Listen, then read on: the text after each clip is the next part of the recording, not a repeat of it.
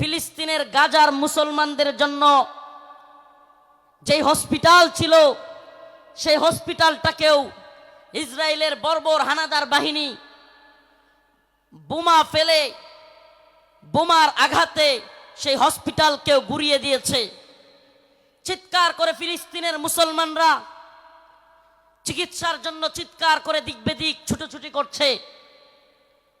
ইসরায়েলে great Israel রাষ্ট্র গঠন করবার জন্য মুসলমানদেরকে তাড়িয়ে এক মহাযজ্ঞ, এক মহা আয়োজন তারা তৈরি করেছে।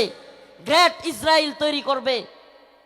আপনি যদি ভারতবর্ষের দিকে তাকান, পুরো ভারতবর্ষে হিন্দুত্ববাদী ব্রাহ্মণ্যবাদী তাগুতি শক্তি ইসলাম এবং মুসলমানদেরকে মূলোৎপাটন করে ইসলাম এবং মুসলমানদেরকে তাড়িয়ে দিয়ে এই উপমহাদেশে অখণ্ড ভারত তৈরি করবার এক নীল নকশা, এক মহা আয়োজন তৈরি করে বসে আছে।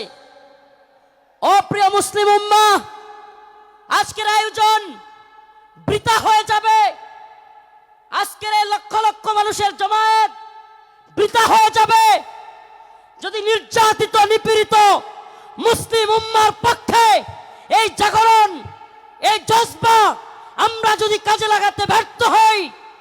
খুদার কসম করে বলি, খুদার কসম করে বলি, এই যশ খ্যাতি, এই জজবা, এই জনস্রোত কোনো কাজে আসবে না যদি আমরা নির্যাতিত নিপীড়িত মুসলিম উম্মার পক্ষে দাঁড়াতে ব্যর্থ হই।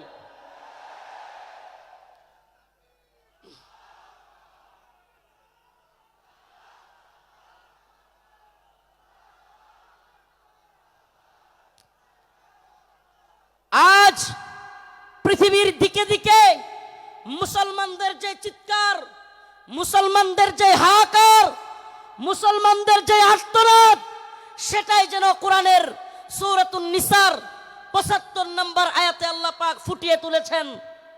আল্লাহ পাক পৃথিবীবাসীকে জানিয়ে দিচ্ছেন, ওয়ামা লাকুম লা তুকাতিলুনা ফি সাবিলিল্লাহ وما لكم لا تقاتلون في سبيل الله والمستضعفين من الرجال والنساء والولدان الذين يقولون ربنا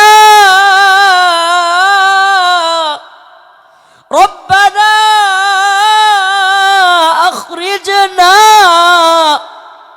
من هذه القرية الظالم أهلها।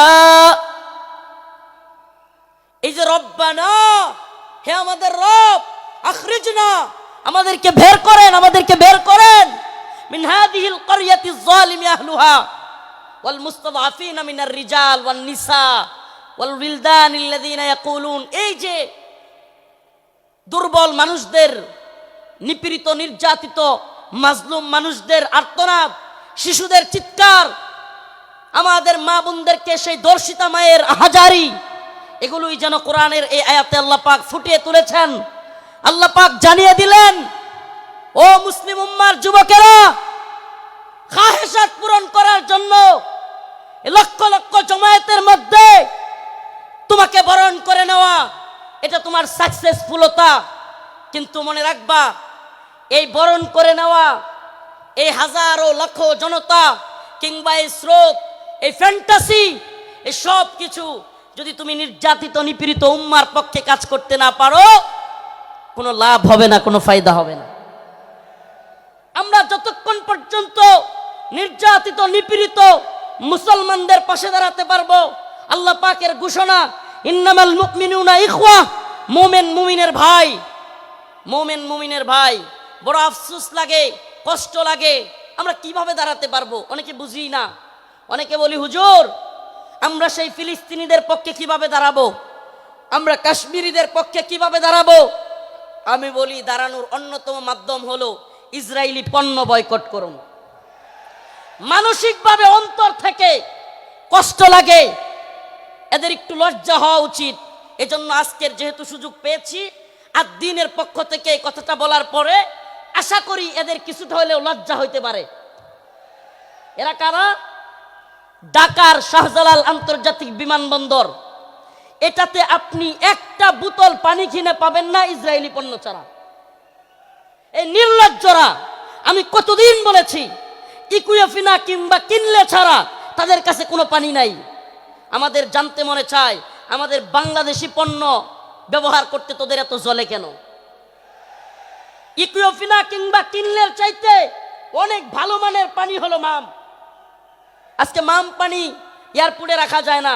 আজকেও আমি হাবেজ শাহ হুজুর, নাজমুস সাকিব সাহেব, আমরা শেষ পর্যন্ত সাধারণ ট্যাপ থেকে পানি খাইছি। কথাগুলো কেন বললাম? নির্যাতিত নিপীড়িত মুসলিম উম্মার পক্ষে আমরা দাঁড়াতে পারবো যখন আমি অন্তর থেকে সেই ব্যথাটা অনুভব করব যে আমার মুসলিম ভাই আঘাতপ্রাপ্ত হচ্ছে, আমার মুসলিম বোনকে ধর্ষিতা করা হচ্ছে।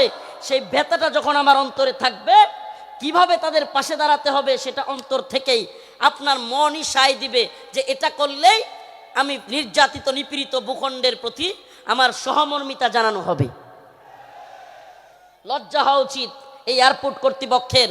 আমি আজকের এই যশোর আদ্দিনের প্রোগ্রাম থেকে জানাতে চাই, অনেক দিন বলার পরেও এরা এই ইসরায়েলি পণ্য চেঞ্জ করতেছে না। এমনকি এয়ারপোর্টে এত বড় বড় আলেম ওলামারা আসেন, এখানে একটু পানি খাওয়ার ব্যবস্থা নাই যেটা ইসরায়েলি পণ্য ছাড়া। আল্লাহ পাক এদেরকে হেদায়েত দান করুক, বলে না আমিন, বলে না আমিন। প্রিয় ভাইরা আমার, বন্ধুগণ আমার, এই ইসরায়েলি পণ্যের টাকাটা দিয়েই আপনার আমার মুসলিম ভাইয়ের, মুসলিম সন্তানের গায়ে গুলি করতেছে কিংবা বোমা ফেলতেছে এই ইসরায়েলি টাকাটা দিয়ে, এই ইসরায়েলি কোম্পানিগুলো। অতএব আমাদের কি এই পণ্যগুলো বয়কট করা দরকার না? কথা বলেন, দরকার না? মনে রাখবেন, আমরা প্রয়োজনে কষ্ট করব, ট্যাপের পানি খাবো, তবুও ইসরায়েলি পানি খাবো না। আমরা প্রয়োজনে ট্যাপের পানি খাবো, আমরা প্রয়োজনে মিনারেল ওয়াটার যদি না পাই, প্রয়োজনে আমরা ট্যাপের পানি, নরমাল পানি খাবো, তবুও ইসরায়েলি পানি ব্যবহার করব। এটা একটা উদাহরণ দেওয়ার জন্য বললাম। কিন্তু এমন অনেক সিস্টেম আছে। ও ভাই, তাহাজ্জুদের সময় নামাজের পরে নির্যাতিত নিপীড়িত উম্মার জন্য, মাজলুমদের জন্য দোয়া করা। ও মুসলিম উম্মা, চিন্তা করে একবার দেখুন আজকে ফিলিস্তিনের যে অবস্থা। ছোট্ট শিশুকে তার বাবা তার সামনে ছটপট করতেছে, তার ছোট্ট শিশু দৌড়াচ্ছে, কাতরাচ্ছে, ছটপট করতেছে, অথচ বাবা চিকিৎসা দিতে পারতেছে না। একবার ভাবুন না, নিজের সন্তানকে ওই জায়গায় রাখুন, আপনি বাবা হিসেবে আপনার অন্তরটা কেমন লাগবে?